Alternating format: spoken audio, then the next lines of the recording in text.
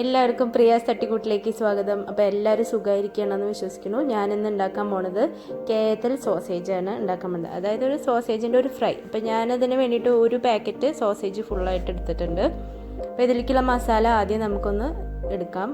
1 table spoon chilli flakes, പിന്നെ 1 table spoon Kashmiri മുളക് പൊടി, 1/4 ടേബിൾ സ്പൂൺ മഞ്ഞൾപ്പൊടി, പിന്നെ ഇതൊരു 1/2 ടേബിൾ സ്പൂൺ പെരിഞ്ജീരകത്തിൻ്റെ പൊടി, ചിലർ വലിയ ജീരകം എന്നും പറയും, പിന്നെ ഒരു 3 അല്ലി വെളുത്തുള്ളി. ഇതൊക്കെ കൂടിയിട്ട് ഒന്ന് ചതച്ചെടുത്തതാണ്.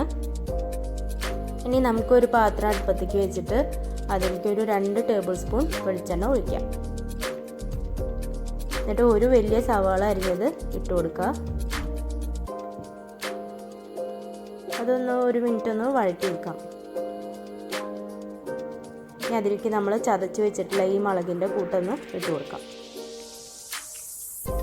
ഭയങ്കര ഈസി ആയിട്ടുള്ള റെസിപ്പിയാണ് കേട്ടോ. ഇത് നമുക്ക് ശരിക്കും ചിക്കനിലാണ് നമ്മളിത് ചെയ്യാറ്. അപ്പം ഞാനിതൊന്ന് സോസേജിലൊന്ന് ചെയ്ത് പരീക്ഷിച്ചാണ്. നല്ല ടേസ്റ്റാണ്, നല്ല അടിപൊളി ടേസ്റ്റാണ്, ഭയങ്കര എളുപ്പമാണ്, കുട്ടികൾക്കൊക്കെ നല്ല ഇഷ്ടമാവുകയും ചെയ്യും. ഇത് കറിവേപ്പിലയാണ്. കറിവേപ്പിലയ്ക്ക് പ്രത്യേകിച്ച് കണക്കൊന്നുമില്ല, എല്ലാ പ്രാവശ്യം പറയാറുള്ള പോലെ. ഇനി ഇതിലേക്ക് ആവശ്യത്തിന് 1 ടീസ്പൂൺ ഉപ്പ് ഇട്ട് കൊടുക്കുക. അപ്പോൾ ചില സോസേജിൽ ഉപ്പുള്ളതാണ്, അപ്പോൾ അത് നോക്കിയിട്ട് വേണം നമ്മൾ ഇട്ട് കൊടുക്കാൻ വേണ്ടിയിട്ട്. ഇപ്പോൾ ഞാൻ 1 ടീസ്പൂൺ ഉപ്പ് ഇട്ട് കൊടുത്തിട്ടുണ്ട്. ഇനി ഇതേ സോസേജ് ഇതുപോലെ വട്ടത്തിൽ അരിഞ്ഞത് നമുക്ക് ഇട്ട് കൊടുക്കാം.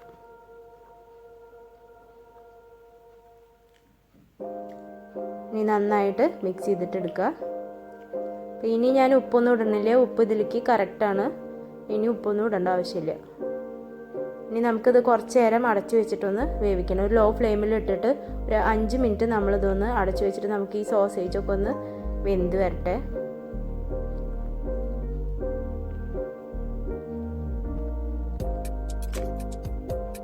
അഞ്ച് മിനിറ്റ് കഴിഞ്ഞിട്ടുണ്ട്. ഇതുപോലെ സോസേജൊക്കെ നന്നായിട്ട് ഡ്രൈ ആയിട്ട് കണ്ടില്ലേ, ഇതുപോലെ ഇരിക്കുന്നുണ്ട്.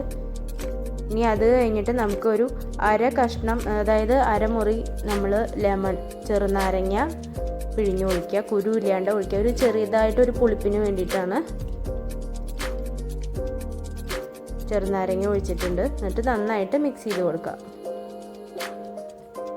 ഇത്രയേ ഉള്ളൂ, നമ്മുടെ അടിപൊളി കേതൽ സോസേജ് ഇവിടെ റെഡി ആയിട്ടുണ്ട്. അപ്പോൾ എല്ലാവരും ഉണ്ടാക്കി നോക്കുക. ഇഷ്ടപ്പെട്ടു വെച്ചെങ്കിൽ ഷെയർ ചെയ്യാനും സബ്സ്ക്രൈബ് ചെയ്യാനും ലൈക്ക് ചെയ്യാനും മറക്കരുത്. നമുക്ക് അടുത്ത വീഡിയോയിൽ വീണ്ടും കാണാം.